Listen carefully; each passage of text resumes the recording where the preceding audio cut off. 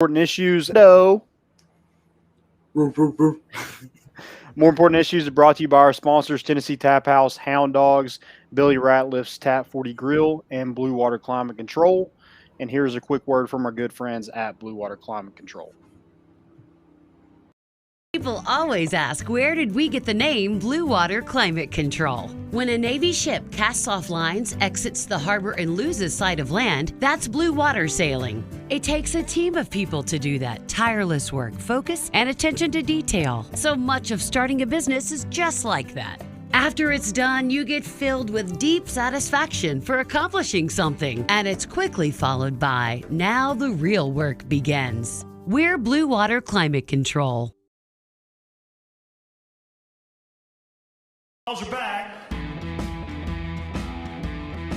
Yeah, they had us the first half, I'm not gonna lie. Oh, could be Wayne! I think I got my swagger back. Oh! I love it, baby! Them orange britches.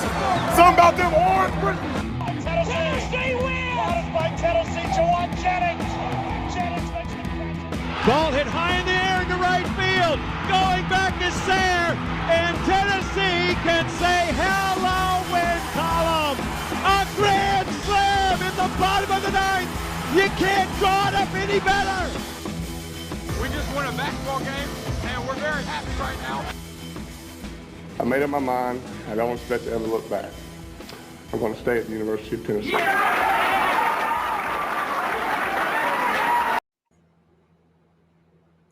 Reddit to do, and welcome into More Important Issues. It is Wednesday, August 18th. What is up, everybody? Welcome into our 300th episode.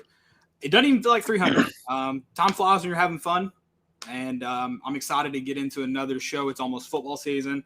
Colby, who looks like he may be a Georgia fan. What's up, man? Good to have you in here. Bad news on the Georgia front.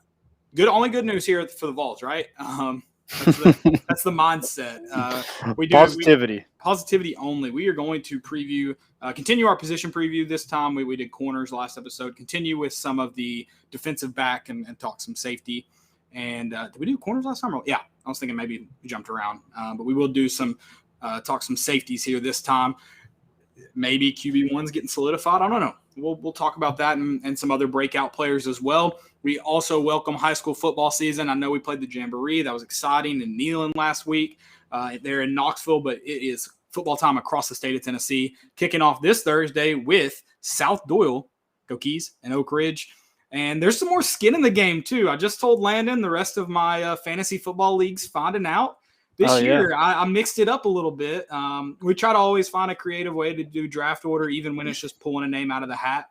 This year, we associated a name with one of five-star preps, top 10 teams. Well, they do top 20, but we only have 10 in our league, so top 10 teams.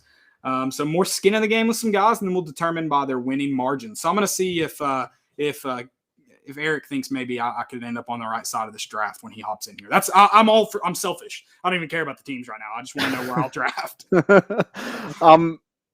I'm just interested to see to hear you say more skin in the game. That's an interesting adjective or phrase there. I think it's a great phrase to use, especially in that situation. So I don't know what you mean, but hey, whatever. It's 300, so we're not wearing any pants this episode. No pants. It's part of the special, the best TV trade podcast this side of the Mississippi. You can only see from about chest up. So this is actually a belly shirt. You can't tell, but there you go. Yeah, nice. Yeah. Cole, absolutely. Cole, thanks, man. Appreciate it. 300 episodes. Seems pretty crazy that we've done this 300 times. And Matt, thanks, man. You're excited to see your podcast start going and checking in on some Georgia stuff, maybe mixing in some content too there. We appreciate it. We obviously couldn't do it without you all coming in here and listening every episode. It's a lot of fun. We appreciate it. So drop those comments in the chat. Anything y'all want to talk about, except Georgia. Matt, I won't talk about Georgia. I hate Georgia. We won't do that. Dude, I miss Matt. Matt had the greatest nickname of all time. And I think just because I gave it to him. I don't remember it, apparently. It was Watermelon. Oh, okay. Yeah, it was great. I miss that guy. Great guy. Too bad he's a Georgia fan, but we'll forgive him. Keep for life. That's all that matters, right? There you go. 100%. All right. Well, let's jump right in here. episode 300. Let's get it going. We're talking position previews to start. Oh, well, I didn't even get all through that. We're also going to do SEC predictions. We're going to talk about where Tennessee falls mainly. I'm sure will be our discussion, but also where some other teams may fall this season. And are we adding Texas and Oklahoma in this? Yeah, we'll of course do that. Or Florida State. Yeah, we can talk about every potential SEC team this year. Florida State looks terrible, by the way. So I would love to talk about a team not named Tennessee. That would be fantastic. All right, let's talk position previews. Drop those questions in the chat as we run through this. Position previews, safeties. Safeties, yeah, I thought we could mix in the nickel in that as well. We didn't really include it in the corners. We can include that a little bit. I think this group has a ton of potential. They have a ton of experience. Trayvon Flowers, Jalen McCullough kind of lead that safety group. You also have veteran and Theo Jackson who will compete for the nickel and could potentially be the starter there. We'll see. Him and Danico Slaughter probably fighting it out for that. But yeah, so three guys right there. And then you add in Danico Slaughter, who had some opportunities last season, actually started against South Carolina that first game of the season, but didn't really see much after the fact. And then you have Tyus Fields, Christian Charles, and then Tamarion McDonald, who got a lot of opportunities last season as well. And, I know the last staff really liked him out of Whitehaven. And so it's just going to be interesting to see kind of where this group, who gets some reps, maybe they get some. But I know the staff really likes Christian Charles.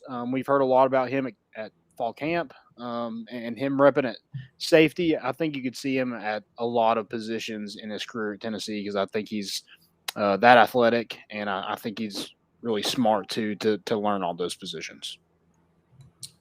Yeah, I agree, and I think too. There's you mentioned a lot of flexibility. I think there's a lot of flexibility, and there's a lot of guys that I think as much as like 2020 kind of ended on a bad note, I think there's a lot of guys in the secondary that I felt like just improved throughout the year. So maybe finished 2020 stronger than at least stronger than the team did, I guess.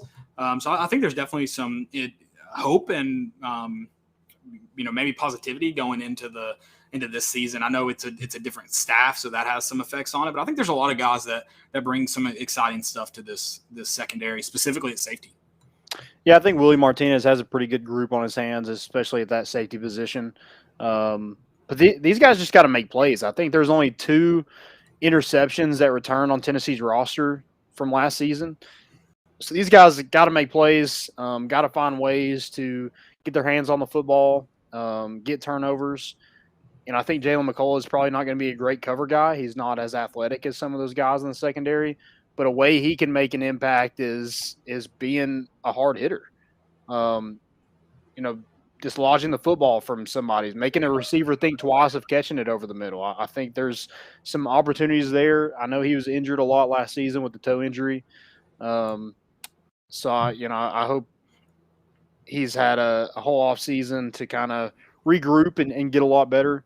Because I think Tennessee needs that. I don't know exactly what this defense is going to look like, but there's a lot of veterans in the secondary where they should be able to make a ton of plays. They just got to do it.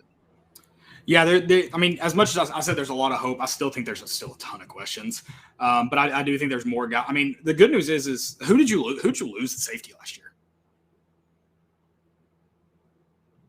Keyshawn Lawrence. Yeah, so it's like you add so much back to this group. I think you're getting back a great group. The guy I'm most excited for at safety specifically is Trayvon Flowers. Yeah, 100%. I think he was, outside of Bryce Thompson, he was probably your best player in the secondary last season. Yeah, and I think too, and I think speaking on Flowers specifically, I think this is similar to the Alante Taylor. I thought he did a great job in run support and coming up and making plays at the line of scrimmage. I think the next step for him is how effective is he in the pass game. I think that's the biggest question mark you mentioned it with the entire defense. You lost a lot of interceptions, but specifically for him I think he's got to really put his mark on the pass game. I thought he did so at the line of scrimmage last year, but that's not your main job. That's a big part of your job. But at the end of the day, a lot of what you're going to be graded on is how you do in pass defense. So I think that's the next big step for not just this defense, but Trayvon Flowers specifically, who I thought made a lot of great plays at the line of scrimmage.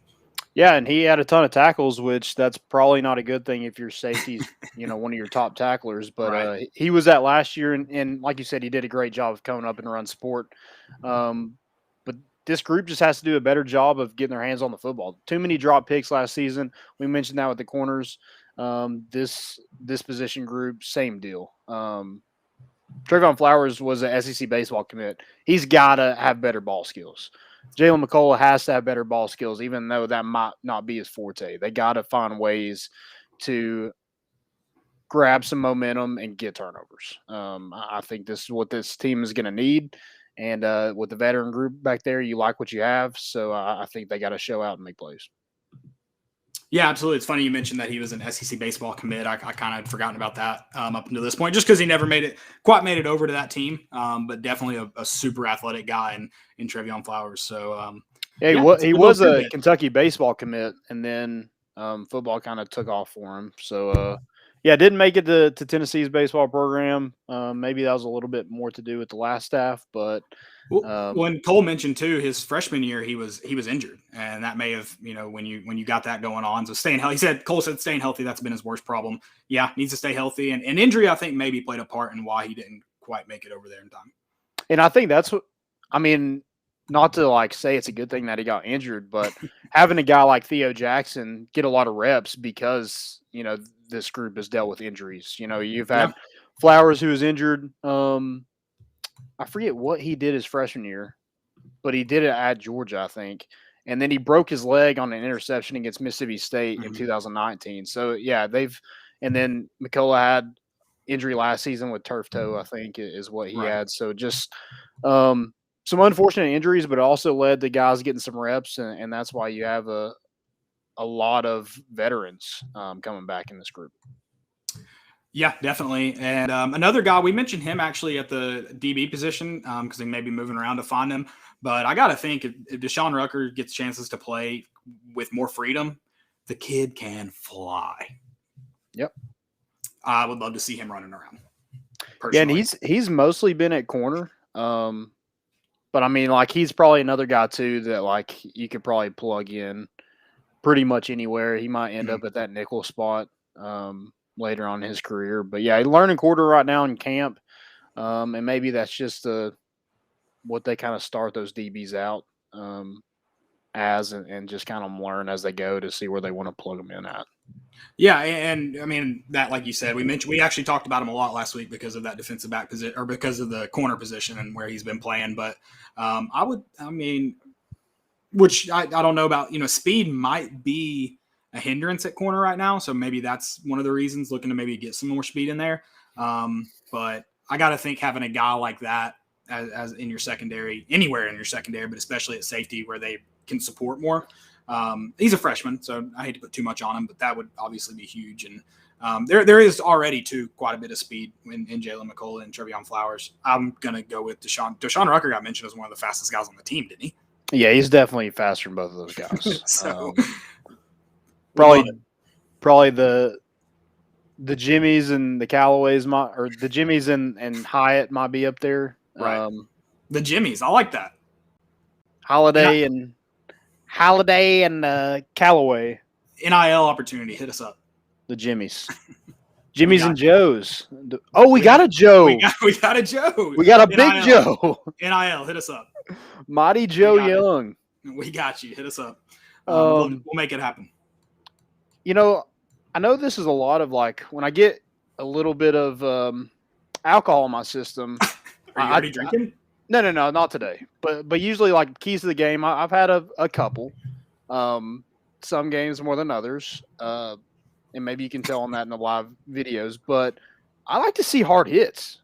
Oh, yeah. Especially in person. I want to see some that kid that was at the orange and white game a couple years ago. He's like, I want to see somebody get ran over. Dude, that's all I came for. Same. Those guys, I need to download the video or just show it here. The guys at Neyland the other night at freshman orientation, they wanted to see some hard hits, and they said if we can't see it, we'll just do it ourselves. Yeah, that was. And somebody got fired, 100%. 100%. Plowman was just what the hell is going on? Dude, Plowman's, I don't know, man. She is I think Pavoloni mentioned when he was on, he was like, "Yeah, we got to get Plowman up in a suite or something there at Lindsey Nelson." I think she's a man of the people. I think she wants to be down with the peasants and partying. She might have been the one blowing the whistle in the Oklahoma drill, for all we know. She made them turn off the camera. She was the blackout. She blacked out all the cameras when she went because she laid somebody out. Exactly. Some poor girl that was rushing at I don't know, Kappa Delta Sigma whatever, just got annihilated by Donde Plowman. Oh, 100%. Let me see if I can pull this up for our folks that don't know what we're talking about. Might have to. Here we go. This is the video Landon's talking about here. So I can get that full screen for you. Just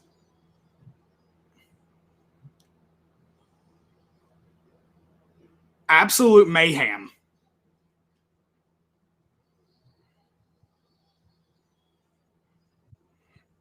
I mean, holy crap. That guy tackled better than half our team last season. That's nuts. That is nuts. That, like you said, someone may have gotten fired, but worth it. Worth it, in my opinion. Depending on how much there's no way those people are getting paid a lot. So, it probably wasn't worth it. They didn't get the buyout that Pruitt got, those staff members that were, hurting the freshmen, for lack of a better term. But I'd also, like, if someone comes up to me and I'm like, listen, that's the hardest hit you've seen in Neyland in years. So are we really going to complain? Yeah, every single hit that I've seen in Neyland, it's either like one of our guys getting hit, Brian Maurer against Georgia, or it's probably the last one I remember is Appalachian State. It was Jalen Reeves-Maben who just freaking drilled somebody and got thrown out of the game for it. But yeah, he murdered that guy. That's a fair point. It's a fair point.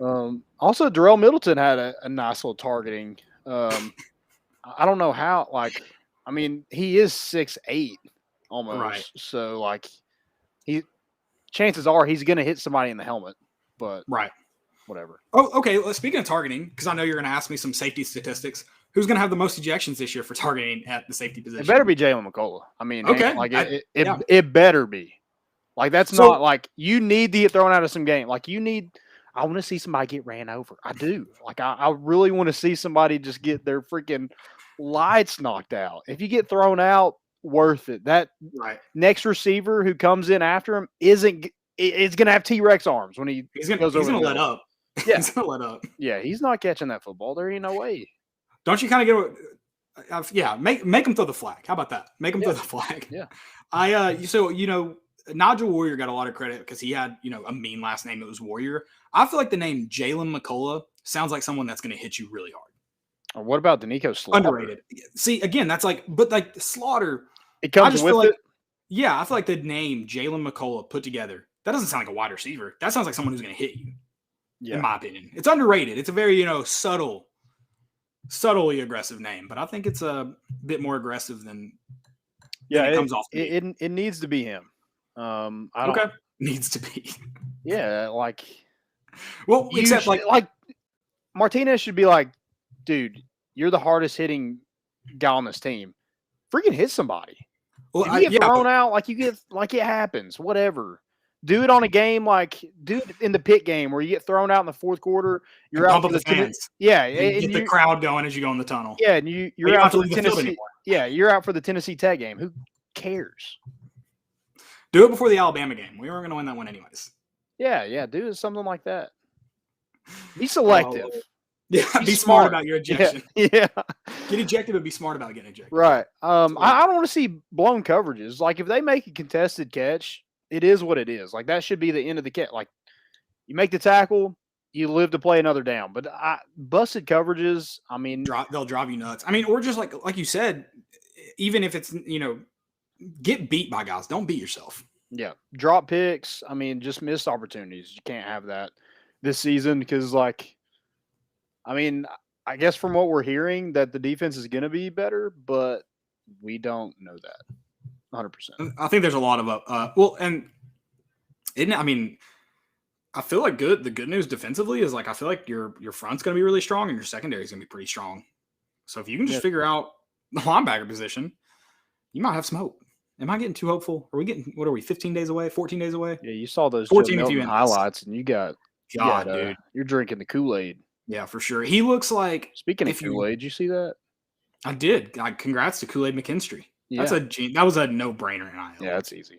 No-brainer. That's too easy. Yeah, he didn't even have to negotiate anything. I do love that they switched Twitter accounts. That's awesome. That was clever.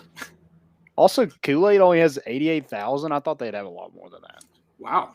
I'm going to go follow Kool-Aid just to bump those numbers up. Yeah, I was like, which one is the actual Kool-Aid? When's the last time you drank Kool-Aid? Not orange Kool-Aid. And not in a Jello shot.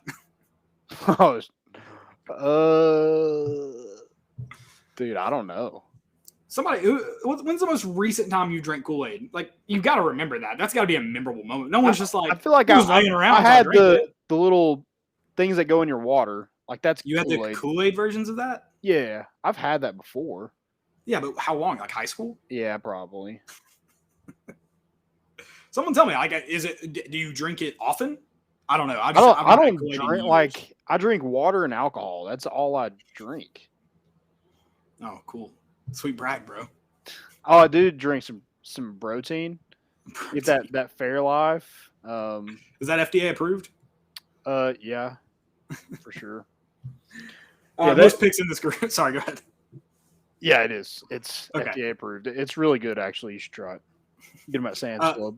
There you go. Most interceptions in the safety group. Or let's call it most turnovers. Okay. Most takeaways.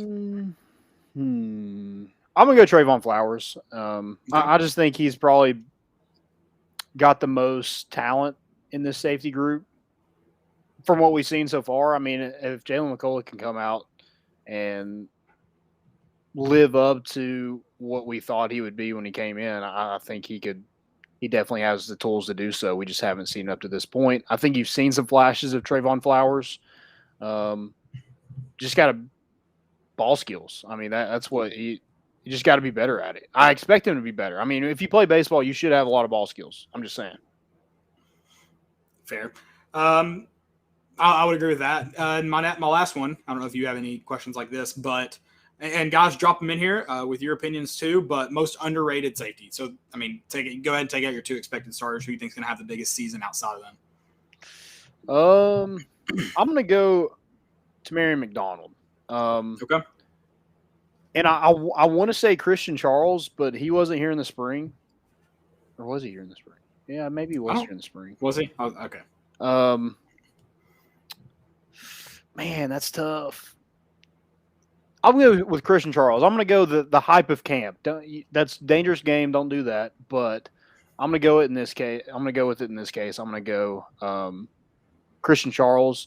Maybe not this year specifically, but I think this year. You got to make the hot take right now. This year. Damn do it. Buy into it, Landon. Don't get scared. Don't get scared of being wrong. Buy in. Christian Charles. I think. Final answer? Yep, final answer. Okay. My one is probably a hot take, but I just love the speed, and I think it gets him on the field. This may be, though, at a different position than safety, but I think it's Deshaun Rucker. I think he gets on the field just because of his speed, and he's going to get opportunities, and I think he makes big plays when that happens. He's a guy that wants to fly around to the ball. You talk about someone who wants to go and find the ball, that's him. So, and it may be, I know that's kind of cheating because it may be at corner, but we talked about him last week, so we'll call this a, what are those Venn diagrams where they like overlap? Yeah, Venn diagram. There's DBs. We'll Venn diagram this one, and I'll say Deshaun Rucker. Okay. I'm interested to see with the Nickelback. I'm interested to see what Theo Jackson, like who wins that job, number one, and can they match that production maybe in 2019 that you had out of Sean Schamberger? Yeah, I would agree. You need it. Sean Schamberger had a big year, and that helped Tennessee a lot, especially in the back half of the year. Right. And Theo Jackson has the experience. I know that's working for him, but I think there will be some. I think Danico Slaughter probably has more tools in his bag, more potential than Theo Jackson. No offense. I would agree. Well, Landon, the people are calling for it. Vols for Life 554 has already said it. QB battle. You ask, we deliver. Mighty Joe. Quicker than dominoes. I mean, it's got to be him. I mean, they showed like 8 of his highlights in that one video. I got to think that means he got the most reps. I hope that doesn't mean it's not. I hope the coaching staff have nothing to do with the videos that are produced. That is my hope. Oh, yeah, they're probably not. But, yeah, it looks like he got more reps, which probably means he's your and, like, we said that. To quote Paul Picks, if they are involved in that, that's some Butch Jones level marketing. Right.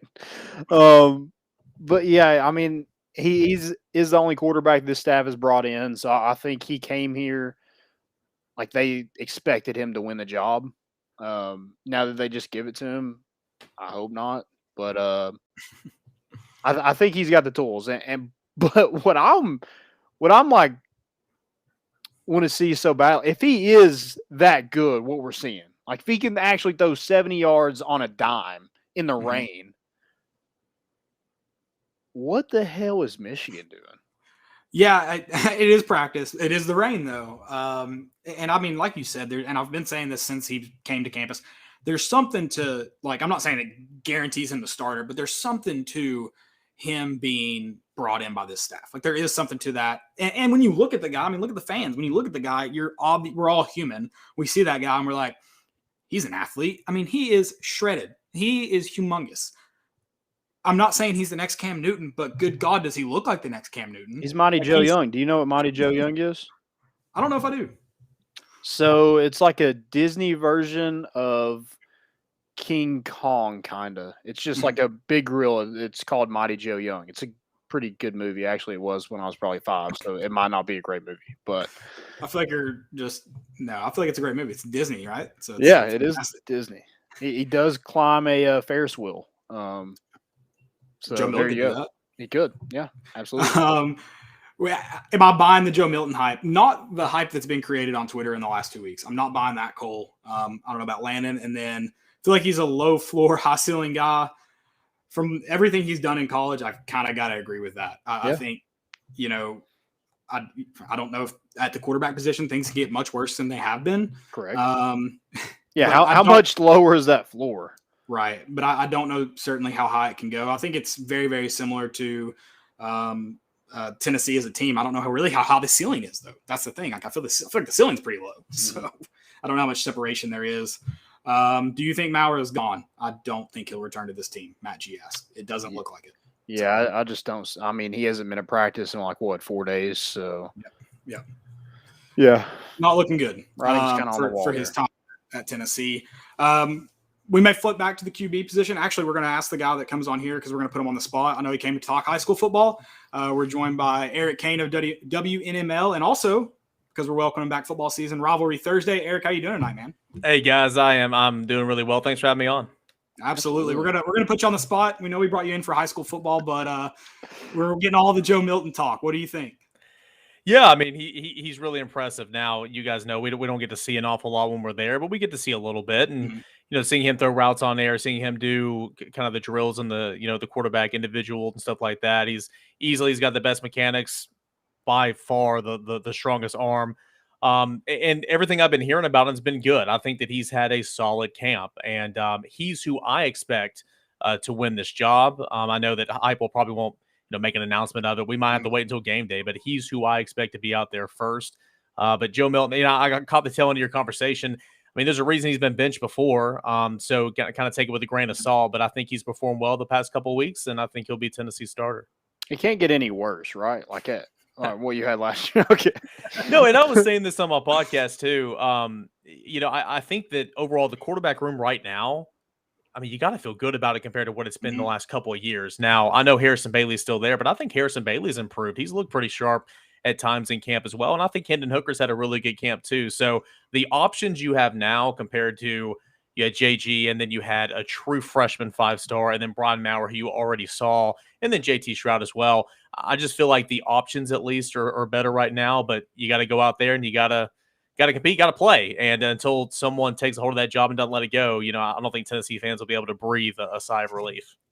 Mighty Joe Young, that's what we're calling him. Have you ever seen that movie? I have not. I have not actually. Okay. Yeah. It's going to be one of those Mandela effects. Atlanta just made it up. Yeah, maybe I need to look. I feel like that's the name of the movie. So it was either Joe. Like you got to give him a nickname. It's either Joe Knows or Mighty Joe Young. the some people on VolQuest.com and the general quarters have coined him. They're part of the Milton Mafia, which I really like. I think that's cool. Okay, yeah, I that's do like that. clever. Yeah. What was the other fan club you started, Landon? Who was it for? It wasn't you. It was Ryan. Ryan Shumpert came on here and he started the fan club for Kyle Booker. Now we've got Milton Mafia and Kyle Booker's fan club. So we'll run with both of those. I like it. We are going to talk high school football, and we started the show off. I told everybody listening that this year for our fantasy draft we assigned a name with one of 5-star preps top 10 teams, and your draft order will be determined by winning margin. So now week one's gotten real personal now. Week one just got real personal. I got lucky with South Doyle, and that's your all's game. So we'll start off with that. You've got two really, really good teams, South Doyle and Oak Ridge. Oak Ridge actually, or those two teams would have played for a state championship. Oak Ridge came out on top. Mm-hmm. That's a great that's a great game to kick off with. Start with your predictions there and kind of how you see both of those teams playing out the season. Yeah, I mean, two great teams, two really well coached teams, and Joe Gaddis and Clark Duncan. I mean, guys who have been doing it forever, and so to kind of kick off our Rivalry Thursday slate, couldn't be more happier for that. Of course, they met in the semis, and Oak Ridge was a team last year that if you would have told me week 4, week 5 when we had them playing West on Rivalry Thursday, mm-hmm. that team was going to go the distance, I would have said, I don't know, but it's a testament to Joe Gaddis that it just keeps getting better and better and better. So I'm looking forward to seeing Brandon Hayward out there, a guy that just recently picked up a Kentucky offer, a guy that Tennessee is very much intrigued with, a wide receiver. Of course, Kendall Jackson at running back, and some transfers over there. So I think that's going to be good. And then South Doyle. I mean, South Doyle returns a lot of players. You lost some, but you get your quarterback back in Nick Martin and Curtis Young on defense. Sean Gary in the backfield. Need I say more? I'm seeing some points, some long runs, and typical of week 1, maybe not a whole lot of defense. I think it's going to be a whole lot of fun.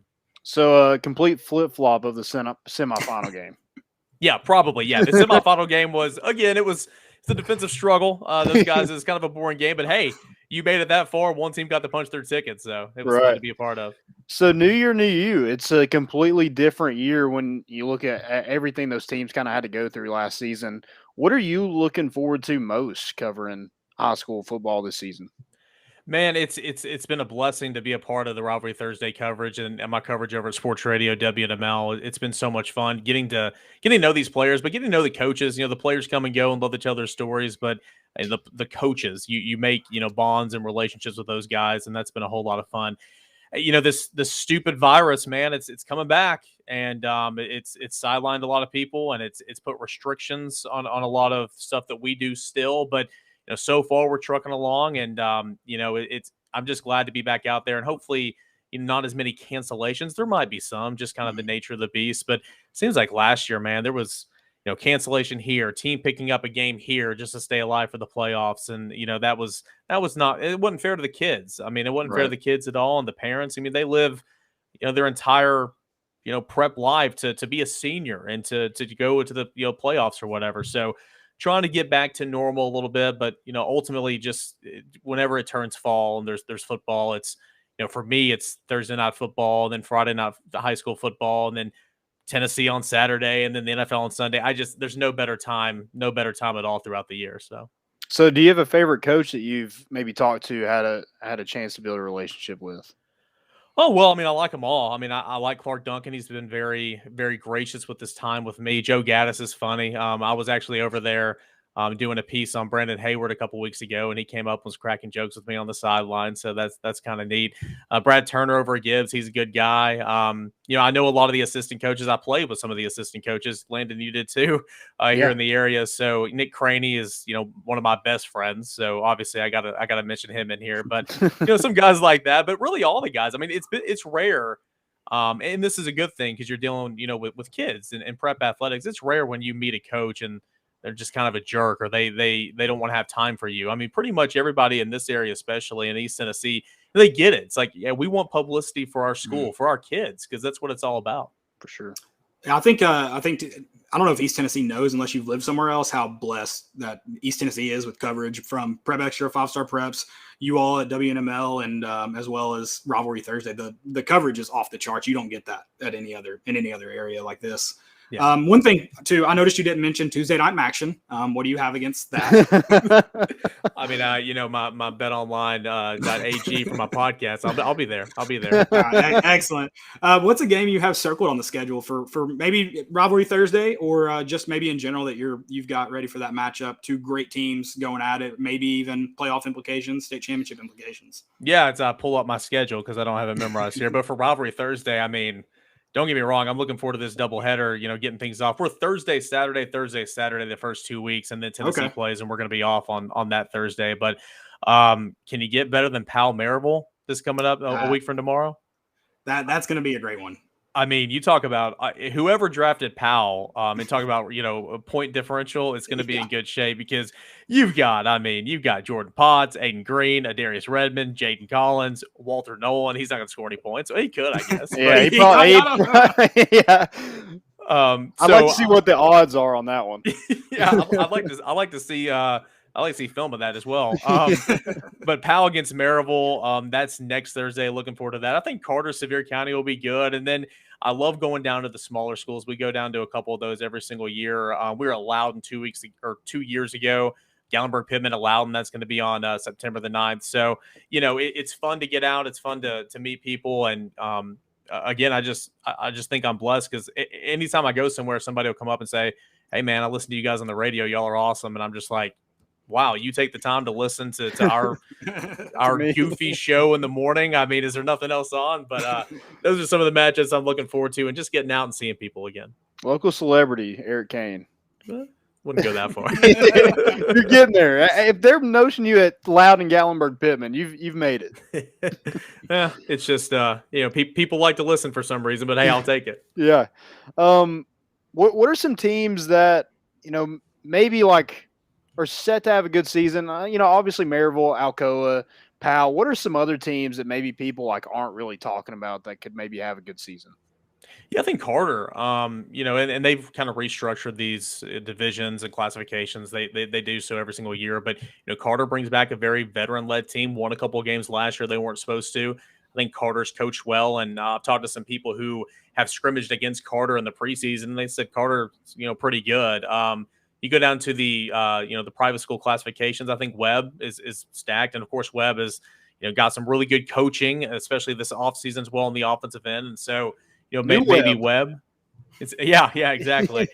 And then Anderson County. Anderson County is always a team that gets put out in the playoffs by a Greenville, maybe an Elizabethan, but they kind of run through their schedule here and having to replace an awful lot because they're typically run and gun and put up a lot of points. But talking with some of their coaches this past week, they said, "Hey, I know everybody's expecting because they're playing at Powell on Friday. They're like, I know everybody's expecting us just to bow down to Powell, but hey, we're going to score some points. It's going to be a ball game. We're excited about it. So maybe Anderson County be on the lookout for them."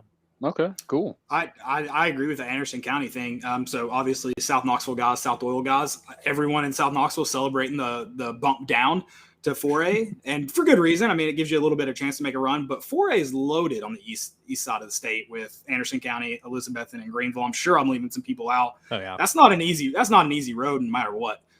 So definitely some of those teams that any of those four you could see playing in December. Yeah, for sure. And really just, from a broader perspective, I mean, guys, when we were playing high school ball in this area, you had Maryville, you had Alcoa, you had some good players here and there, but the quality of the game really just wasn't that good, to be completely honest with you. But in the 10 years and 10 plus years that we've, been away from high school in this area, man, it's gotten better and better. And I think it's a testament to the coaches. They're making smart hires and developing and going to these. I was over at Tennessee all summer long for these prospect camps, and every time I was there were local high school coaches and coaching staffs in the area taking notes, watching, and it's a really good quality of ball in this area, not just in Knoxville, Knox County, but in East Tennessee, from the Tri-Cities down to my buddy Goose Manning, Ooltewah head coach, down to the Chattanooga area. Yeah, no, I've been following the Owls on Twitter from where you retweet them. I gave him a follow. Great graphics guy, first off, and so it's a great follow for that. But yeah, the graphics guy would be the head coach as well. Yeah, love it. And then you mentioned the quality of football, and we got this question. And I know Walter Nolan will pop up. What local recruits targets should people be keeping up with this year? And then I also want to kind of ask you this. What's when does East Tennessee kind of catch up with some of the other regions? It seems like you said, a lot of great football teams have came out of here in the last 10 years. But for some reason, the prospects haven't seemed to kind of match what the teams have done. When does that change too? Yeah, I don't know. I'd hope for that to change very, very soon because I still think that there are some really good players here that might not even get that opportunity. I mean, it's so much of this is all about going to camps, performing well in the camps, and outside of this summer, the summer of 2020, you couldn't do that. And so, right. I mean, as you guys know, you follow football recruiting. I mean, it put a real damper on the evaluations of coaches, of prospects trying to get out that might not, might come from a small area that just trying to get noticed. They couldn't go to those camps. So, we'll have to see. But as far as, prospects in the area, I mean, there's a lot of good ones. I mean, I mentioned already a couple, Walter Nolan, who has transferred in. He's going to be, he's top 5 recruit in the nation by pretty much every publication.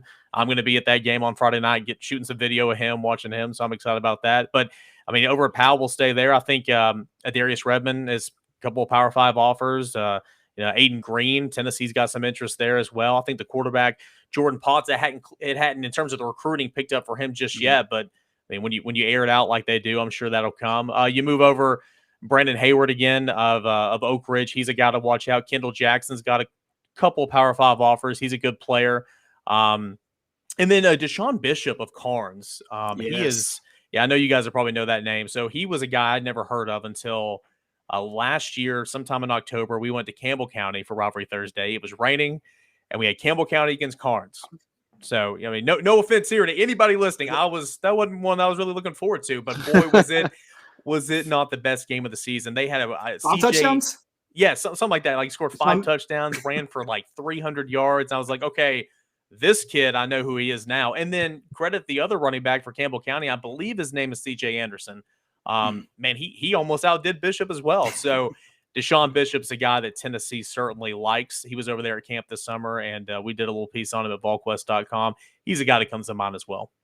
We did some high school highlights last year each on our Sunday show, and you could have just named it the Deshaun Bishop highlight show. Oh, yeah. It was like every week he had an insane play. So big fans here of Deshaun Bishop. It's nuts.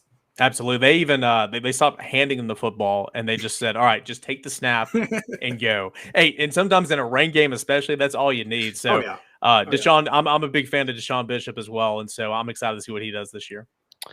So I don't want to make this a Walter Nolan show, but let's talk about him for a second. Is there any team that maybe you look at and be like, okay, they might have a chance of blocking him? Because, I mean, Bearden isn't a slouch. They're 6A team. They usually have bigger kids, and like they just didn't have a chance. So is there anybody that you see maybe having a chance to blocking this kid or somehow, some way make it difficult on him? Yeah, kind of hard to. I mean, here in preseason, not seeing any of these teams have played yet, so it's kind of we almost want to see kind of what's out there, the product first. But pretty much, teams they're obviously going to be game planning against them every single week. If Powell was smart, they'd be moving around a little bit in different techniques. I'm sure they will. But I mean, it's going to take a collection of efforts. I mean, you're going to have to see running backs, come up and help with some chips. If he's, towards the outside, maybe tight ends helping on him a little bit. Some of these big 5A, 6A teams that, kind of pride themselves in having running the football and having a collection of offensive talent on that offensive line just to do it together. I don't think that Walter Nolan is going, especially if he's, really giving it a go and that motor's running. In that jamboree, I'm not sure I saw that much, but he was still good. It's going to take a collective effort from, combos and chips and all that type of stuff. So, there'll be a team that kind of shuts him out a little bit, takes him out of the game plan. But regardless, there's so much attention on him. And I mean, when do we say that about a defensive lineman, especially an interior defensive lineman at the high school level? Not much. And so I think Powell is just going to benefit from having him on the field. He'll open up stuff on the other side for a defensive end or a linebacker or something like that. Yeah, and you could probably, with the speed he has, you could probably put him pretty much. I saw him returning kicks the other day. That's all in practice. So I don't know how fast he is, but if he's that big and fast enough to be a defensive end, he's probably fast enough to be a linebacker too. So in East Tennessee. So yeah. Do you have anything else, Caleb? I do want to ask about the big game, just because I'm always been an East Tennessee football fan. Alcoa Maryville. Who's the better team this year? Who gets the edge? Especially, did you watch have you had a chance to watch that Alcoa series that followed them? So I couldn't get it. I had to pay for it. Yeah, so that's probably why I'm so cheap. I work in radio. I couldn't get it, but hey, like we had Alcoa, I guess twice, maybe 3 times last year, and I mean I saw that crew like everywhere, and so I was like, okay. So I started asking, I was like, is this like going to be on Netflix or something? And they're like, oh, it's going to be a series. We'll have more about it later. And so I heard great reviews from it. I've seen some clips. I heard I made a cameo in there, so that was kind of cool. I didn't finish it, so maybe towards the end. Maybe towards the end, yeah. I'll have to finish it. I did pay for it. You didn't get that NIL deal out of it? I did not, no. Man, those 2 programs, I mean, gosh, as we know, every single year, Alcoa just runs through, it's conference in this division, obviously, all the way to the state title game. But you play Maryville every single year, and I love that. And off the top of my head, I know Maryville returns a solid running back, a really good wide receiver. I'm not sure about defensively, but Maryville's always been a team that has brought itself just on coaching. That's like, even back when we were in high school, it's like there's not many stars. They're just good all the way around. They're just a collective team. And that's how they beat Alcoa when they beat Alcoa. And Alcoa on the other end, I mean, you got stars all over the place. You got a returning quarterback that, got some action last year. You've got some good wide receivers, some really good. You lose a stud at defensive end and Carroll, but you got guys to replace them. So I don't know, man. I feel like every single year, that can be just a toss-up game. Right. And that's what makes it so much fun, especially for, people in this area. So I'm looking forward to that matchup, as I always am. Yeah, I'm sure there's some great rivalries across the country. I'm sure there are some in bigger states like Texas, but you can't convince me there's a better high school rivalry. What are they, 3 minutes apart, 4 minutes apart? Like, there's not a better one. I mean, it's like a battle of, like, what is it? I might be making this up, but like Tidal Road or something. I don't know. Pistol Creek, Battle of Pistol Creek. Yeah, there you go. But I mean, it's just, these 2 teams win that. I said national championships, state championships all the time. So it'd be hard pressed for me to find something that might be more competitive. And again, I'm sure there are others that are comparable, but it's fantastic. 100%. So what's your favorite fields to go to? You said you get to travel to a lot. What's kind of been your favorite one up to this point? I like fields that have a lot of sideline room. There's sometimes where we're cramped up there with a fence or something. And so like, any school with a track, like Bearden's got a ton of room and it's got a really nice press box. And I like going to Bearden, and that's just right down the road out, obviously. Hardin Valley's good. There's ample room there. The environment at Hardin Valley is usually pretty awesome. And so I like that. But really, I love Central's fantastic too. I mean, it's Central because, back-to-back titles, they get a lot of people at those games. But I love going to these small towns. We've gone to Greenback. We've gone to Rockwood since I've been a part of it. We've gone to Gallenberg-Pittman every year. You go to Oliver Springs, like places like that. I just love it because it gives me that hometown. Okay, everything shuts down. We're going to the stadium. We're going to watch this football game, and then we're back and resume life. I mean, so many times, here in, in the bigger cities in Knoxville or, Atlanta or whatever, life goes on. But in those small towns, it really just channels what high school football is all about. So I love going to the small towns. Those are my favorite. The back your trucks up to the fence. Greenback. The Greenback, they would back their trucks up, tailgate down, put chairs in the truck, and I'm like, that's awesome. You got a great setup here. That's high school football. I am disappointed that you chose Central after bashing the fence. As a soccer guy, I'm going to attack Central. That's the worst fence setup in field history. That fence is way too close to inside. Yeah, I guess you're right. I guess I just think more or less of the track right there. I don't know. I'm gonna get from a mechanical perspective of television. We use the crap out of that track, so I like that. They've won state championships. They can set it up however they want, and that's actually too. You mentioned teams not being. That's a team that it's been cool to see their return to greatness. Because in the 90s, just some fantastic teams, and then fell off, and then now back-to-back state champions. And was that 18 and 19? 18 and 19, yeah. Yeah, so that's been a fantastic resurgence to watch, and high school football, it's special. If you don't follow it, you should start. It's especially in this area, it's really, really neat. Now I know a lot of my friends across the country just don't get that same experience where they're from. So yeah, I always go back. I know you're probably trying to kick me off here, but I always go back. In like when I was a high school football player, okay, and when I got interviewed for an article in the Standard Banner, which I later went on to write for in college, which is funny.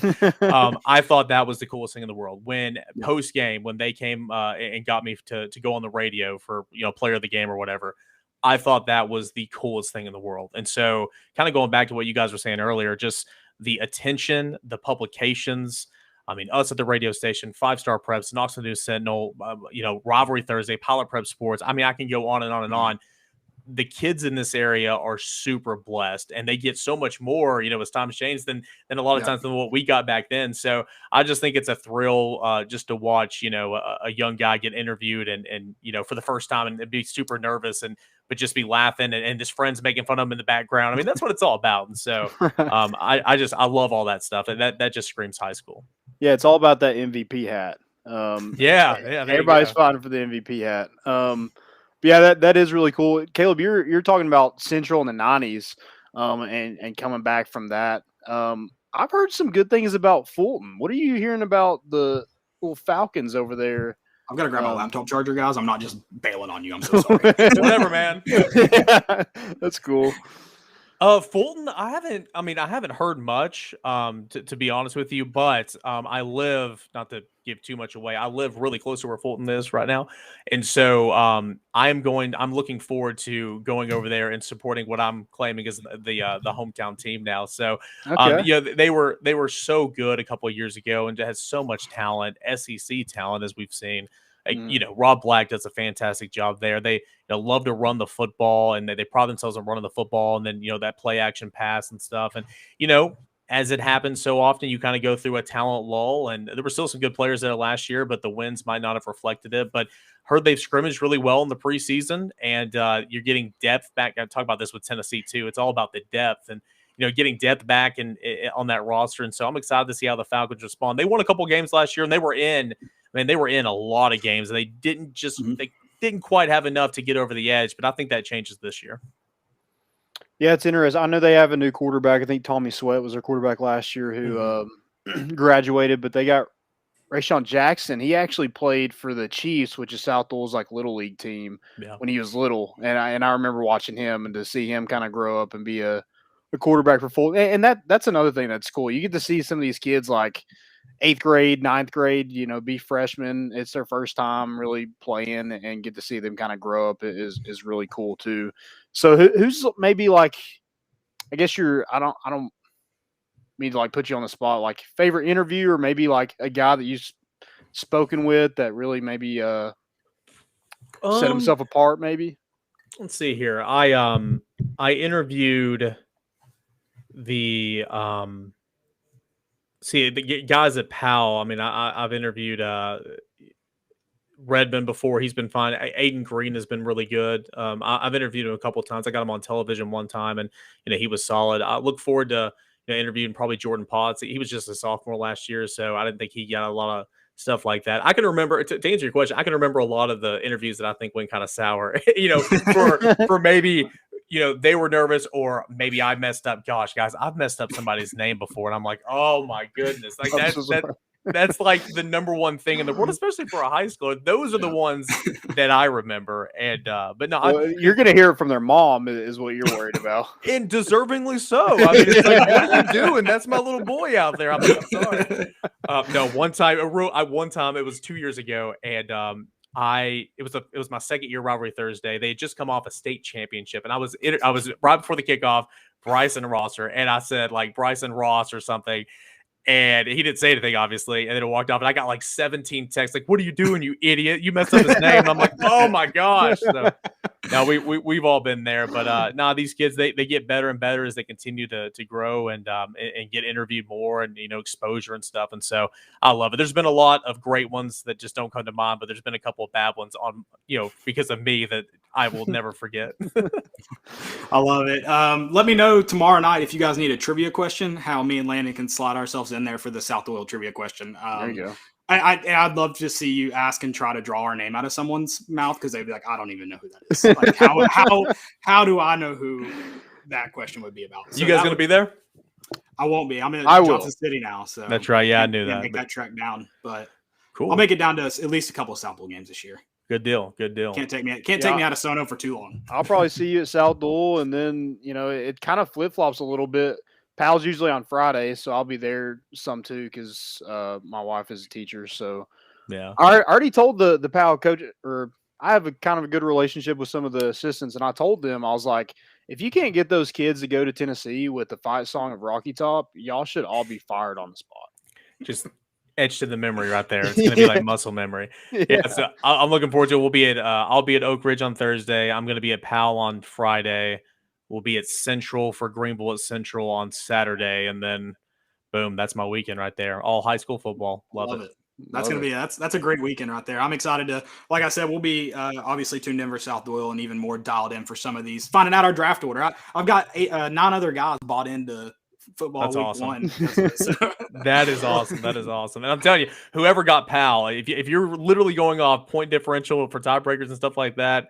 Oh my goodness! Like, oh no, you don't think Ray County can do it? I told Landon, I said they might. Catholic. I think they've got Chucky Doak, Maryville at Heritage. I think those teams will cruise. And then you got an interesting one in Powell and Anderson County, or is it Powell and Anderson? Oh, that's Anderson County, not Ray County. Who plays Ray County? Ray County. Alcoa plays Ray County. That's it. That's who it was. Yeah. Sorry. Yeah. Okay. So. So got some interesting matchups. I'm excited for week 1, and then excited for this football season. And I don't know, maybe South Doyle will find themselves in the 4A state championship. We'll see. That'd be year fun. 1. That'd be fun for sure. Hey, Eric, when's the next podcast, and where can they find you at? Yeah, so daily, Monday through Friday, every weekday at Locked On Vols. You can find it pretty much anywhere you get your podcast, except SoundCloud. I will say that, but Apple, Google, Stitcher, Odyssey, all those places. Just your quick little 25 to 30-minute Tennessee hit every single day. If you're in the cubicle, if you're on your way to work, running, working out, whatever. I try to bring on some really, really cool guests, get some audio and stuff. So really enjoy it. But that's every morning or every day, Monday through Friday. Awesome, man. Well, it was really good to have you on. Always a pleasure. You're like a frequent flyer with us now. So awesome. Yeah, I'll take that. get that VIP. But yeah, really good to have you on. Looking forward to see you tomorrow. Not you and Uncle Austin will be there calling the game. Mm-hmm. How often do you hear him? Do you ever call him Uncle Austin? God, no. No. I see it written like on VolQuest. I see it tweeted out some, and so, but no, I would never call him that. I don't know where. I think I saw it on somebody's Twitter feed. They called him Uncle Austin. I was like, that's kind of fitting. I mean, it makes sense. I like it. Just not for me. I call him a lot of other stuff, little names here and there, but not Uncle. I'm sure other people do too. Man, that's awesome. Really looking forward to it. South Doyle, Oak Ridge tomorrow, Rivalry Thursday. Really good having you on. And good luck. You're gonna have a lot of work ahead of you. So. Yeah, but hey, it's football season, so wouldn't have it any other way. Guys, thank you so much, and as always, I enjoy coming on this podcast. Thanks, man. Thanks, man. See you, dude. See you.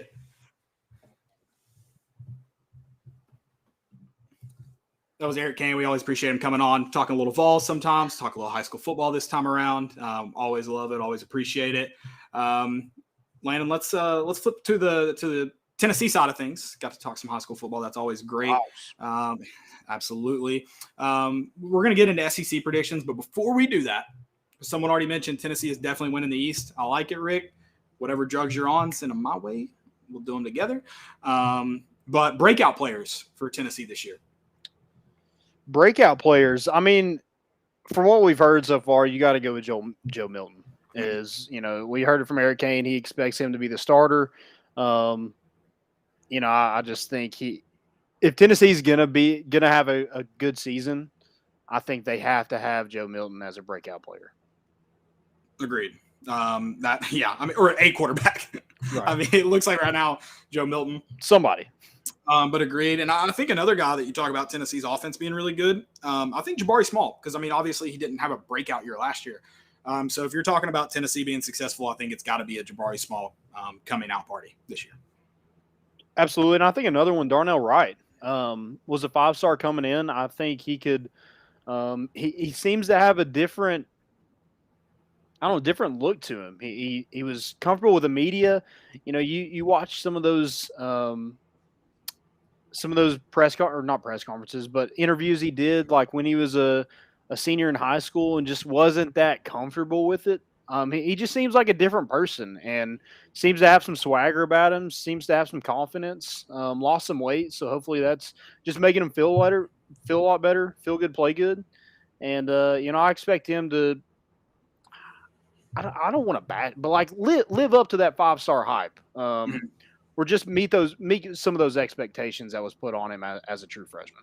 And we've got a clip here from Heupel's comments on him. You want me to play that now, or? Yeah, go ahead. This is what Heupel. And what do you like about Darnell Wright at left tackle? Athleticism. I think he's got a tremendous upside, and is only going to continue to get better. I think his purpose in the way that he's practiced here throughout training camp, there's been more focus, intentional in the way that he takes every single rep. Become a much better student of the game, understanding defensive alignments, what we're doing offensively, better communicator than he was during the course of spring ball.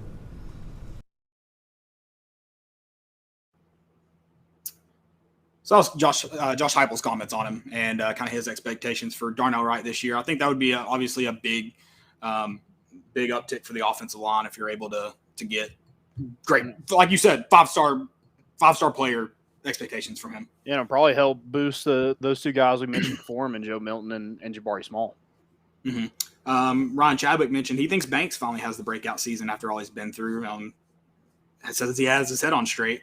I think if you get a big season from Banks, that's great for your linebacking group. So another guy that if he does, kind of like Jabari Small, if he has a coming out party this year, then I have a lot more faith in what that defense is able to accomplish. So sure. I hope so. I'm with you. I don't know if Banks is ready to make that jump or not yet, but we'll see. And Ryan also mentioned Go Eagles. Going to have to tone that one down, but I did want to throw out if you're on the radio tomorrow night, Seymour and Gatlinburg Pittman, speaking of high school football, are on that.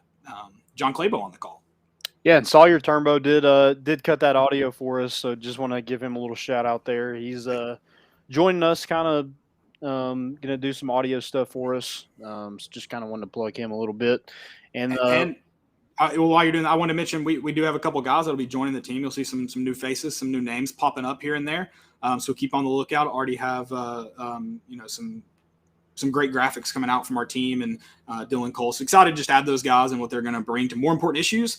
Not only is Tennessee getting better, we hope, more important issues is getting better. So yeah, we're having a good fall camp. Great fall camp. Great fall camp. Really encouraged. My next one, I think I mentioned this with the cornerbacks, but Alontae Taylor.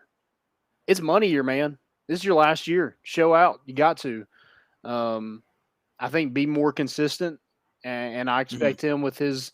He seems to be like the leader of that defense. I think he's definitely the vocal leader. I think he's got to go out and lead by example and show it on the field. Mm-hmm. And then kind of on this, on the same topic of that, we had a question earlier. Graham asked, will Tennessee come back to you Tennessee, I can't read. Jesus, what is going on? Will Tennessee come back this year as wide receiver U? Well, it depends. Does Tennessee have a quarterback? That's kind of the first requirement of being wide receiver U. I mean, they got speed for sure, and I think they really like what they have in Cedric Tillman. They can go up and get the football. But yeah, you saw like the three guys who showed out in their NFL preseason games, Marquez Callaway, Juwan Jennings, and Josh Palmer were all on the field at the same time and just didn't have that great of seasons. Mm-hmm. I guess Juwan had a pretty good one in 2019, but you should have had a lot more with the talent that you had on that field, and just quarterback issues were the problem. Yep, definitely. Anybody else you want to mention kind of as a breakout player before we get moving on here? Not a player, but I heard we are having we're breaking out the lights. Yeah. I was fooled, I guess, because they have those LED boards. It already kind of, like, I thought there were a couple nights it looked like we already had those installed, but I guess it was the boards. But yeah, we officially have the LED party lights, if you want to call them that. I don't know what you call them. Yeah, I hope that's not the third quarter thing. As long as you're playing Friends in Low Places, I'm good. Yeah, then I don't mind. But yeah, I'm interested to see what they're going to do with it. I mean, I think what'd you say? Just don't get rid. Like, why get rid of something? I don't know if they did it last year or not. I honestly don't know because I didn't get to go to a game. If you do know, let us. I guess know. You can't be hugging on everybody with COVID, and when you play that song, everybody tends to be. We're trying to get to herd immunity, Landon. Okay, that's true. Sure. Vols for Life asked, how do y'all like us playing fast offense? I think up tempo offense, especially for a team that's maybe not quite as talented, I think it's a bonus. You take advantages at every place you can get them, and playing an up tempo offense gives you that advantage. Try to catch defense on their heels, try to get rotate packages in there quickly, try to get the ball snapped quickly, and I think it gives Tennessee an advantage. They've got to be able to do it though. So hopefully that they've got that offense installed and things are clicking. Will to be determined, but if they can play that at the tempo that Heupel wants to play at, I think it gives Tennessee a big advantage in what in what they want to do. Yeah, it's definitely better than anything we were doing last year. So I mean, let's just do the opposite of what we did last year, and I expect a lot better season. So, yeah, I just think that's the way college football is going. It is the up tempo offense, and maybe if you don't have the defense like you'd like to have, maybe that it is a good way to get some more points on the board where you're not having to get stops every single drive. So yeah, I think it just helps Tennessee, and I think it helps their personnel too. I mean, you look at the receivers, you look at the offensive line. It just seems to kind of fit better than what we were trying to do. Being a ground and pound team with a 270-pound right tackle like that, you can't do that. Right. And that just seems like that's how it was working out under Jeremy Pruitt. Yeah, I would agree with that. All right, let's talk some SEC standings. Kind of give some of our predictions, maybe where we think Tennessee finishes, and I mean we can list them all. I think that gets a little too it's just not going to be good. But maybe who do you see as finishing first in the East? Let's start off with Tennessee side. I got Georgia. I just think there's a lot of teams that has to replace their quarterback from last season. Mm-hmm. And I think it's advantage for Tennessee, but it's not usually an advantage with teams to have a new quarterback. Right. But Alabama will, Texas A&M will, Auburn will, right? No, they still got Bo Nix. No, they have Bo Nix. Florida will, Kentucky will. Florida does have experience. That's I think South Carolina will. Every team in the East will except Georgia, right? Missouri. Yeah. Missouri won't. Yeah, Basil-Ac. Yeah, I like that. That's just a lot of teams are having to do that. So I think Georgia has the advantage in that, and I just think they're set up. If Georgia doesn't win a national championship this year, I don't think they ever will. This is their chance to knock off Bama. Bama's coming off one of the best seasons they ever had. With the talent that they had, with the offensive production, they lose a lot. So with a new quarterback, I think this is Georgia's opportunity to finally knock off Bama. Will it happen? I don't think so, but I think this is their chance to do so. Yeah. And it is funny. Someone tweeted today they were like, Kirby Smart's done the worst job of any coach or whatever, something like that. And I was like, I mean, God, like Nick Saban is in college football. Do people really not understand how hard it is to win national championships? Like Georgia fans that are like legit, like being upset about games and being upset about maybe like, certain games, specific games is okay. Being upset about like the body of work as a whole that Kirby Smart's done is absurdly stupid. Yeah. And I'm not, I think he's a good coach. Now the Jake Fromm over Justin Fields, that's always going to haunt his dreams probably, and it should. Yeah, but I mean, that with what you knew at the time, that's like, I mean, I think it's a little bold to assume, and I don't know when he necessarily should have made that move. Like, I think it's so easy to say in hindsight. I really need to go back and look at that time because Jake Fromm, I mean, you probably needed to make the switch, but at the same time, what really ruined him is running that stupid ass fake punt, not just subbing Justin Fields in. That's true. Or not, sorry, not subbing Justin Fields in. It was the dumb fake punt. Mm-hmm. Yeah. Yeah, that was really fun. Yeah, maybe just in game, he's not great. Right. No balls for life. We cannot knock off Bama. That's not possible. Where do you have Tennessee falling in the East this year? I got them third, and I think they can be anywhere between third. You've got them where? Third in the East. Dude, I'm not third? the only. Dude, Joe Milton throws 70 yards in the rain.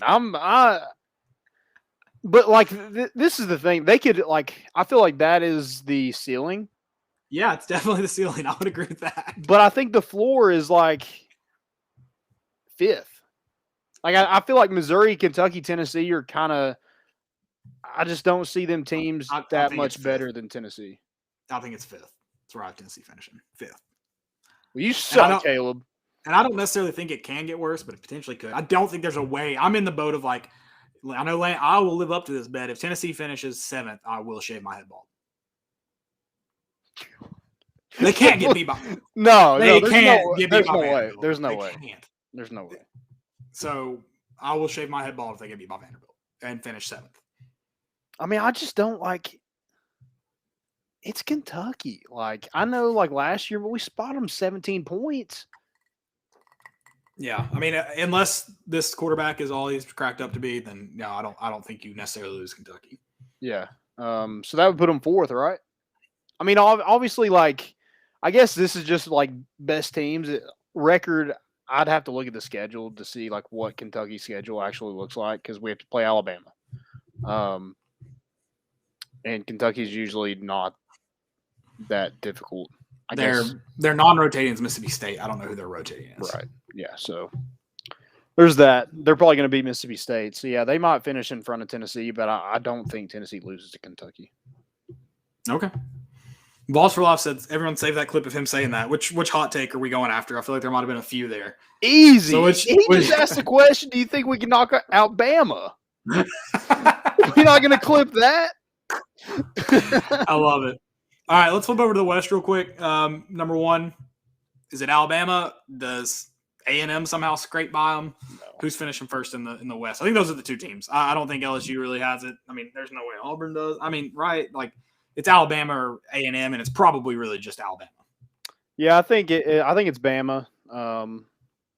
They have Mechie. I mean, they're going to have a freaking stable of running backs. Bryce Young was a 5-star. I mean, they're going to be good.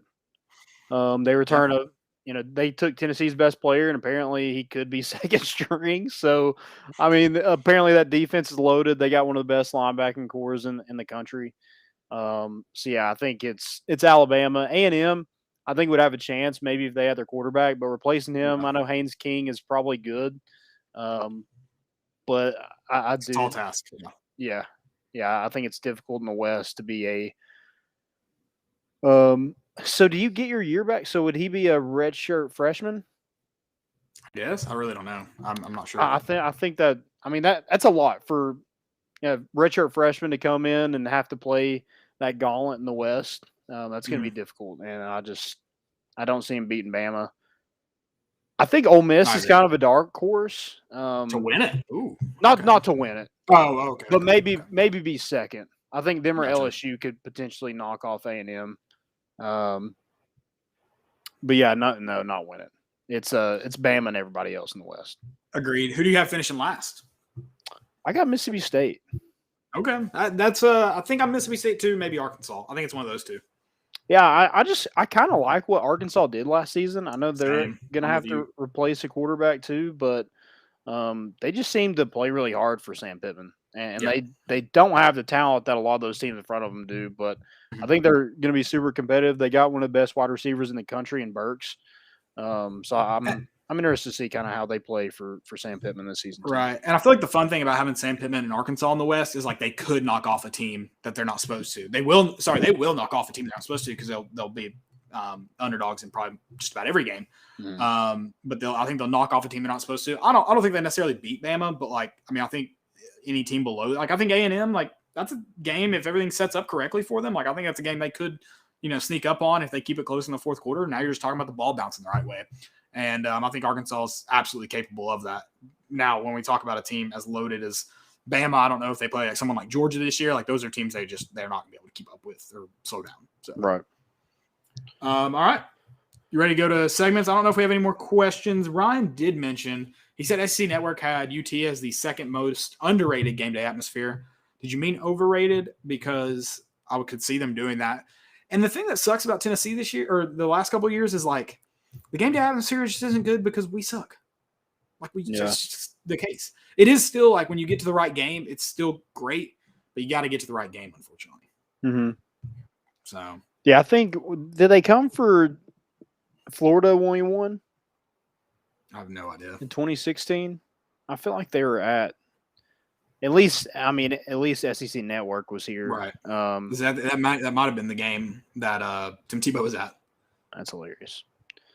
I'm sure he's about to come in this next segment. Let's get to what's trending. What you got? Let's do it. Let me see. I'm about to pull this up. Give me just a second. Well, first of all, I did want to run through. We actually mentioned this too.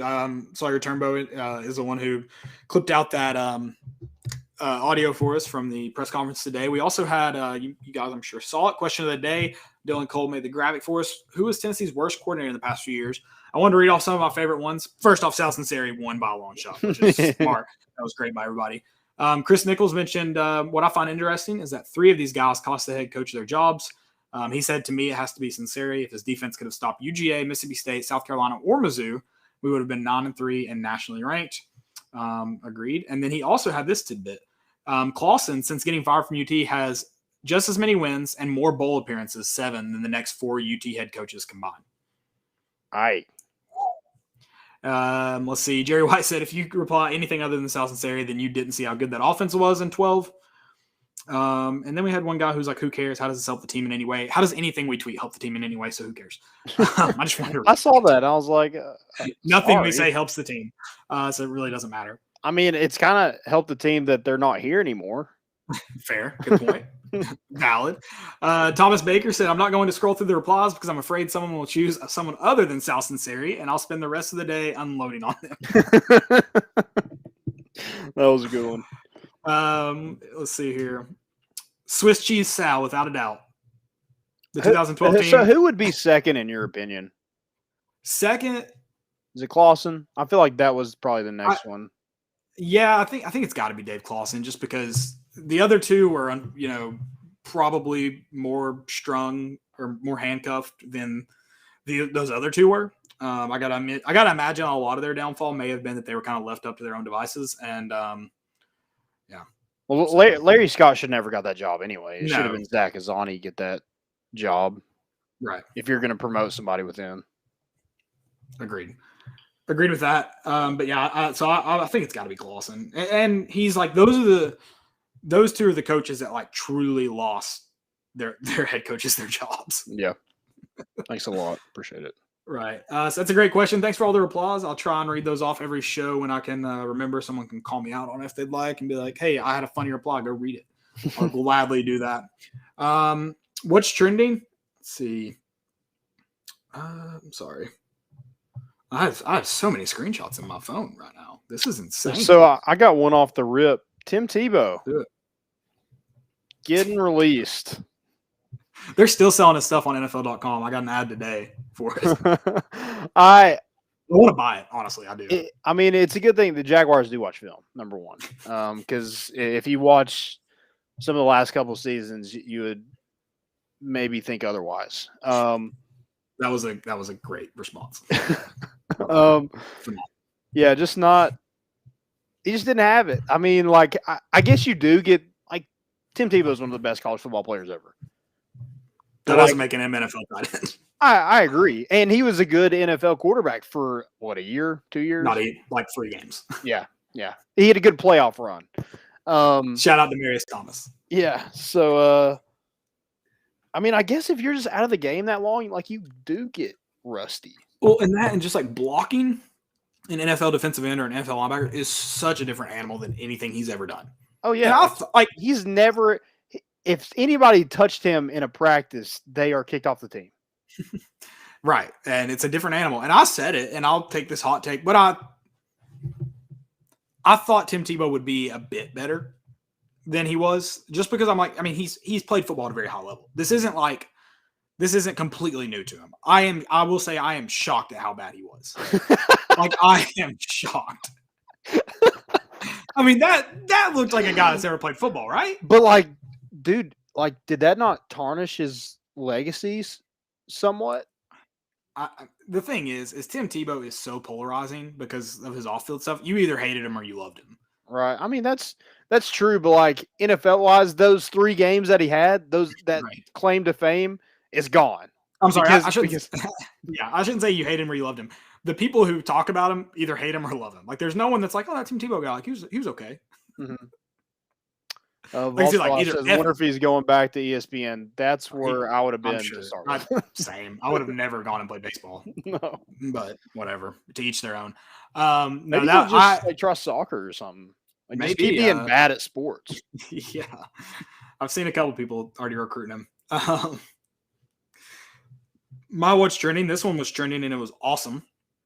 Monday Q Info. It's at Aces of the Golf. I think, I don't know. He follows the Monday qualifiers, which are like a part of like Tour Golf, and it's really cool if you're into like golf, like professional golf and following. Go follow him. He has a great page. Like, you don't get these stories from mainstream media and stuff. You can only get them from him pretty much. Mm-hmm. He actually started the tweet, and it's 16 years, was working DoorDash 8 months ago, 39 years old, and now a PGA Tour card. Amazing stuff. So on Monday, is that Monday? Vol golfer David Skins got his PGA Tour card for the first time. He's 39 and has been working at it for 16 years since he was out of school, and finally got, like, he's a PGA Tour player now. So, which is like insane to state. Like, most guys, his wife has been working. Like, there's been some great stories about him. He's been trending on Twitter. I mean, his wife's been like working pretty much to fund his golf game. Like, a lot of people just can't fund, and like, obviously he's been doing DoorDash. Like, a lot of people just don't have the money because you don't have sponsorships, or you have very, very limited sponsorships. So it's like, I mean, it's financially difficult to do, to go to all these mini tour events and go to the Monday qualifiers just to try to get in PGA Tour. So like, for someone to be doing it for 16 years and have, I mean, also the mental perseverance to like, you're in long car rides and like all the crazy stuff you deal with because you don't have the private jet or even the first class ticket or stuff like that. So like, it takes a lot of perseverance, physically, emotionally. Yeah, and the constant thought is like, 16 years, am I ever going to get there? And he has 3 kids too. So like, you're like, I've got to do it. I've got 3 kids. I've got to start feeding soon. Yeah. So pretty cool for, like I said, former Vol golfer. So also has to do with Vols a little bit there. David Skins, freaking awesome story. I'm excited to see, what he's kind of able to do. Maybe get some sponsorship. I don't know. I'm sure he has maybe some smaller ones, but maybe get some big time stuff now that he's a PGA Tour player. Yeah, I also heard Scott Frost, Nebraska, is doing their own investigation for improper, or they were running practices when they weren't supposed to. Yeah, with analysts and stuff. Yeah, I don't know. I was trying to read it and my phone died on me, but yeah, just some weird stuff going on in Nebraska. It feels like the Tennessee thing. They're trying to like get rid of their coach for not living up to expectations. That's what a lot of people are saying. Like, this seems like the Tennessee thing. There's no way that can be it because this is the worst timing ever. The season starts in 2 weeks. Yeah, there's just no way. There's no way. A weird time. And he's also like, I mean, we didn't have any ties to Jeremy Pruitt. There was times, like, as soon as he got hired, there's a lot of people who are like, I'm not ever cheering for the Vols again. They hired a Bammer. But Scott Frost he's a Tennessee guy. It would be like, I mean, it's kind of like us in the T. Martin. If T. Martin was our head coach, getting fired. I mean, that's literally what Scott Frost was. Which kind of happened. Yeah, sort of. Kind of happened. Yeah. I've got one more last what's trending. Did we talk about this on? We might have talked about this on Sunday, but I'm going to do it again. The Savannah Bananas guy calling his own play. That was awesome. That was fantastic. I love Alex. We need to go to a game. I need a Savannah Bananas like shirt or something. Oh, for sure. Hook us up. I need a hat. They're electric. Let's go to their store right now. But yeah, the fact that the dude is so shocked about it cracks me up. Like he's like, I just said that. I love it. Any more what's trending? I just got a last notice from Costco. We're still trying to reach you, dude. I don't go to Costco. I go to Sam's Club. So hey, no free ads. Yeah, sorry. Yeah, screw you, Costco. There you go. Why are you texting me? What grocery store text somebody? Yeah, that's a pretty weird thing to do for sure. I'm on Savannah Bananas store right now. I'm gonna buy a hat right now. That's how this is gonna go. If they have a cool hat, I'm not just buying. Yeah, they have some terrible hats. Holy crap. Well, they are yellow, so no, none of them are yellow. They're just terrible. This is bad. Maybe a jersey. Before we get into our stupidity, Sawyer said, have y'all talked about Palmer's progress with the Chargers so far? Keep reading. There's good things there. We talked about him briefly on Sunday. Just, balls in the NFL. Seems like the Chargers are going to really like Josh Palmer this year. Where he fits into that, that roster and depth chart, kind of to be determined. But, he showed out really well on Sunday. I'm sure he's excited to get another chance at it this week. Yeah, I think it was Saturday. That was Saturday night. Sorry. I think we mentioned that on the last show when we talked about Vols in the NFL. He was a guy that the Chargers fans were not really psyched about as a third-round pick, but it looks like he is fit in nicely there, and it's good to see him go to a organization that is kind of young, an upcoming quarterback in Justin Herbert. And I think he's going to fit in nicely, learning behind Keenan Allen and some of those guys. So, didn't really get to see his true potential at Tennessee, but you are seeing it. We've seen that with some other players recently too. That they got some tread on the tires and they go to the NFL and kind of show out. It is what it is. We're in this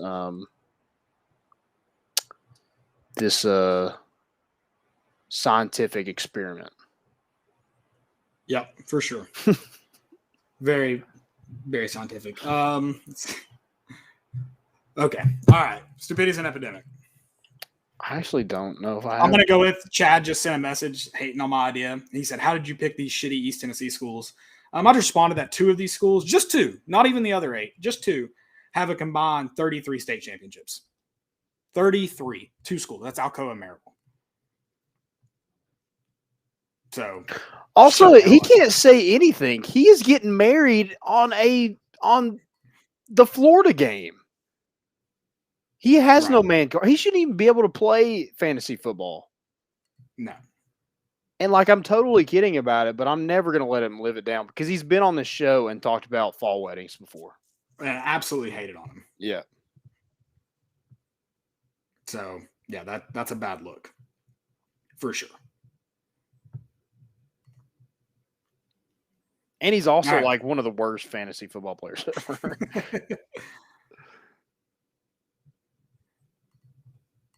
All right, let's do stupidity. Chad's first. Congrats, Chad. I can go on if I need to. All right. I've got Texas. Whew, Texas. Did you see that video of? We didn't put them in our SEC rankings. We didn't last. Especially after this. Did you see this video? Yeah. What is that? It's terrible. I don't know what it is, but it's bad. And it just gives specialists a bat. They have to be specialists, right? What if Greg Sankey had the biggest balls in the world and just said, no, you're Oklahoma, you're still good for now, but Texas, you're out. They should. Yeah, that's that's not a good look. Not at all. I guess when they said Texas is back, they didn't mean literally get on somebody's back shirtless. It's kind of weird. Yeah, that's very strange. Very strange. Any other stupidities? I actually don't. I don't have any. I'm in a stupid free week. Yeah, people have.